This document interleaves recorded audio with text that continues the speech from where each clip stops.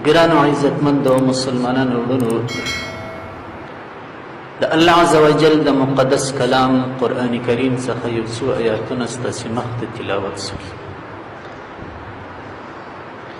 د جناب رسول الله صلی الله علیه وسلم د مقدس احادیث څخه یو حدیث شریف چې نبی کریم علیه السلام د انسان هوښیاري، کامیابی، فلاح او بهبود بیان کړي دي. بخښه هغه ستاسې مخ ته ذکر شو. عزیزانو، د حضرت انسان په مخ کې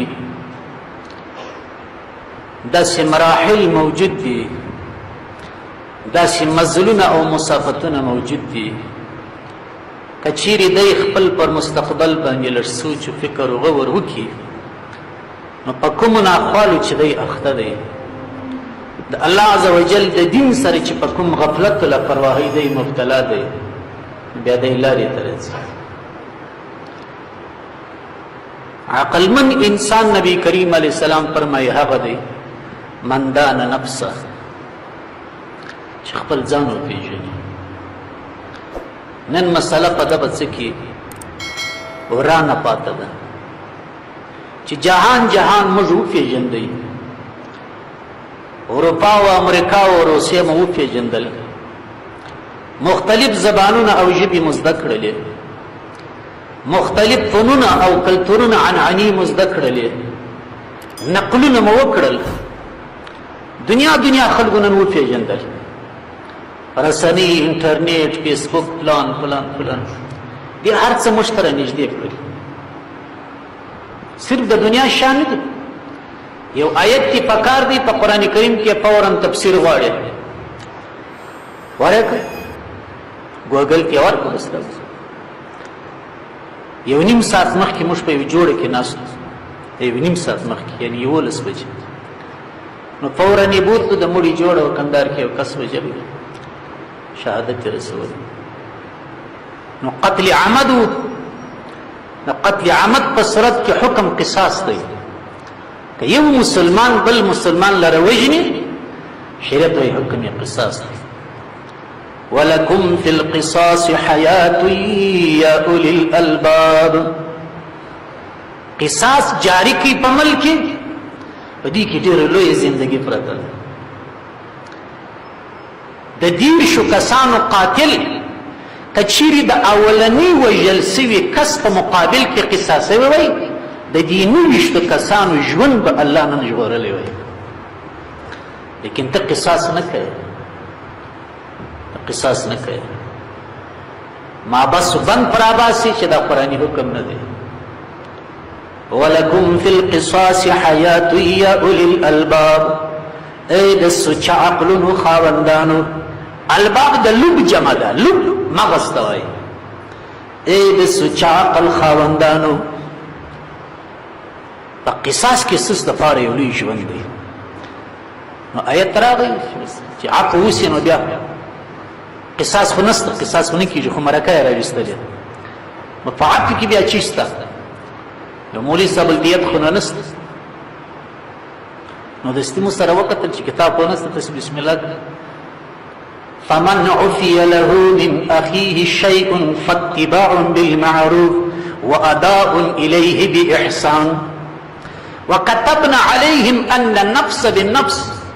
الله عز وجل فرمای موږ پر بني اسرائیل هم دغه حکم فرض کړیو، که یو کس را ولاړ سو یو بل مسلمان یې ناحق ووژي، قاتل به پر قصاص کیږي. لیکن البته الله عز وجل فرمای فمن عفي له من اخيه شيء.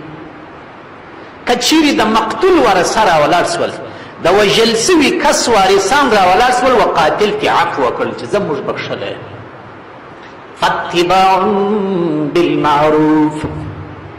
یو څه شی ورته ومنئ، یو څه پیسې به درکړو، نو بیا دې د مقتول ورثه ورته پکار ده چې پر ښه طریقه د هغو څخه د دې پیسو غوښتنه وکړي. واداء الیه باحسان.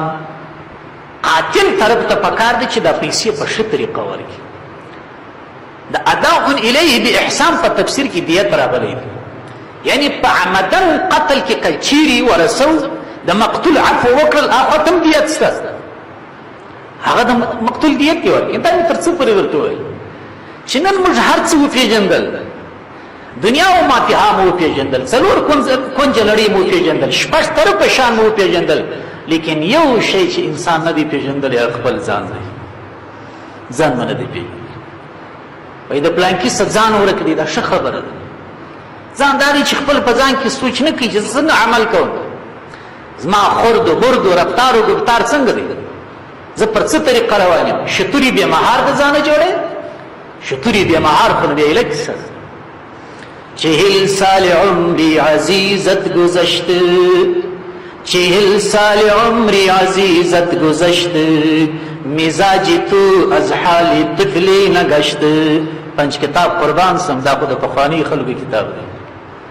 هر بیت د انسان د زندگی د اصلاح ذریعه ده.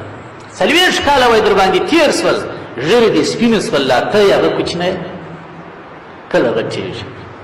نو راسي زندگی د الله عزوجل د کتاب او د نبی کریم صلی الله علیه وسلم د تعلیماتو و چوکاټ ته ورواچو. بیا نو ما او تا را بند سولو، بیا نو پر تا د شتوري بې مهار متل صادقه نه راځي. نو الکیس من دان نفسه، هوښیار سړی په تاسې کې هغه دی چې ځان یې وپېژندي چې زما عقیده څنګه ده، زه د چا په عقیده یم. دا 83 ډلې کې چې 82 ډلې دوزخ ته ځي، خدا نه خواسته زه خو به په د خپل عقیده کې د هغو پر لارې نه یم روان. دا عبادت مې د چا پر طریقه دی، دا لمونځ چې کوم، دا زکات چا دا کوم، دا روژه چې نیسم، دا حج چې کوم، دا مې د چا پر طریقه دی. خپل ځان وپېژنه، خو دا لمونځ به ته کوې. معامله راسه معلومه که معاملات یې د چا پر طریقه رواني دي. درغلي کوې که نه کوې، خیانت کوې که نه کوې، درواغ وایې که نه وایې. او پیسو ته خو به ایمان نه بایلې. معاشرت راسه وګورو چې مسایتوب چې شته وایي، اخلاقیت چې شته وایي، انسانیت چې شته وایي، اخلاق راسه وپېژنه. الکیس عقلمن په تاسې کې هغه ته نه وایي چې 12م صنف یې وړي، عقلمن په تاسې کې هغه ته نه وایي چې ماسټري یې کړي، عقلمن په تاسې کې هغه ته نه وایي چې دکتوري حاصل کړي، عقلمن په تاسې کې هغه ته نه وایي چې PhD یې راوړي. الکیس من دان نفسه، راسه قرآن وایي، حدیث وایي، عقلمن په تاسې کې هغه دی چې خپل ځان یې قابو کوي، خپل ځان یې کنټرول کوي، خپل ځان یې په اختیار کې راوستي. دغه عقلمن وعمل لما بعد الموت، د مرګ څخه وروسته چې کومه زندګي را روانه ده د هغې دپاره څه وکړي؟ عمل وکړي.